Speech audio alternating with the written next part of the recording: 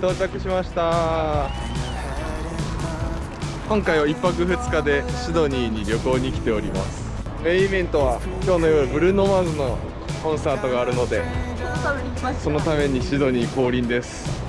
今の気温が19度で、もっと暖かい感じ、ちょっとムシッとしてるけど半袖でも全然余裕な気温だし、最高気温は24度ということでね、お散歩日和です。お散歩日和だし半袖で全然余裕なので一日楽しんでいきたいと思います。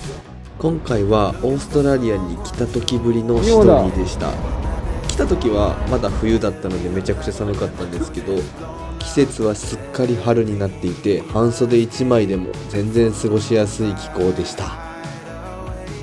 さて最初にやってきたのはレーブルコーヒーというカフェでございます。席数は少ないですが、このフィルターコーヒーがめちゃくちゃ美味しいおすすめのカフェです。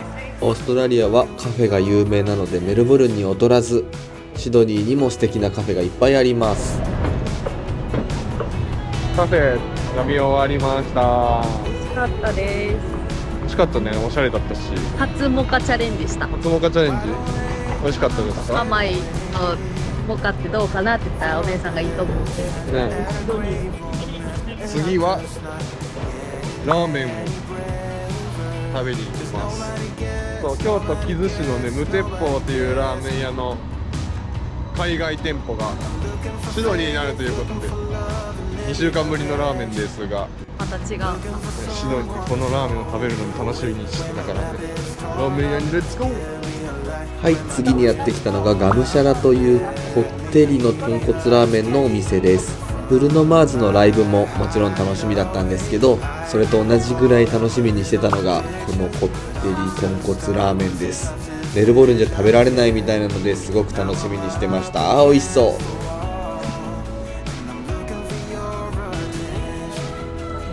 ほいおいおいおい。ごちそうさまでした。美味しかったね。いっぱいです。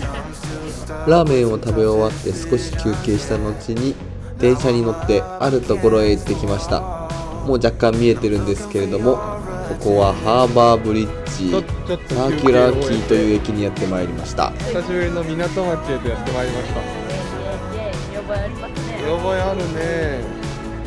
ここはどこですか？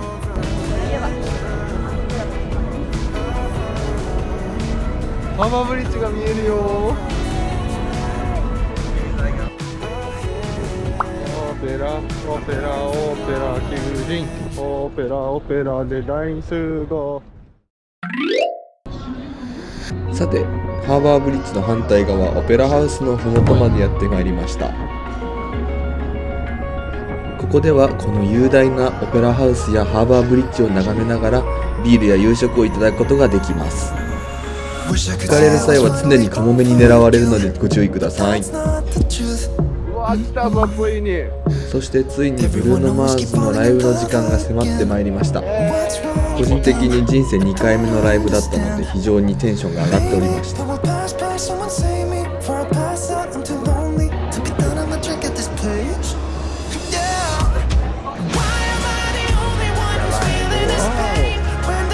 It's amazing.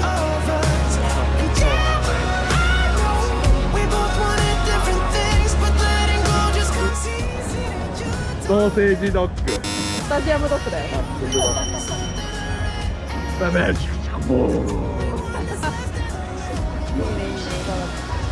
エーイ。わあガヤがすごい。いただきます。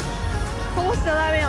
ホットドッグの他にもハンバーガーやドーナツなどいろんな食べ物も売ってましたし、バーもあったのでみんなお酒を飲みながらライブが始まるのを待っていました。模範的にケチャップお口についてますけど、著作権の関係で音源は流せないのですが、映像だけでも楽しんでいただければ幸いです。いかがだったでしょうか。3ヶ月ぶりのシドニー、1日目すでに満喫できたと思います。この後バタンキューしてしまったので今日の動画はここで終わりです。次回の動画は2日目のシドニー観光をお送りしたいと思います。最後までご覧いただきましてありがとうございます。高評価とチャンネル登録よろしくお願いします。ではまた次の動画でお会いしましょう。バイバーイ。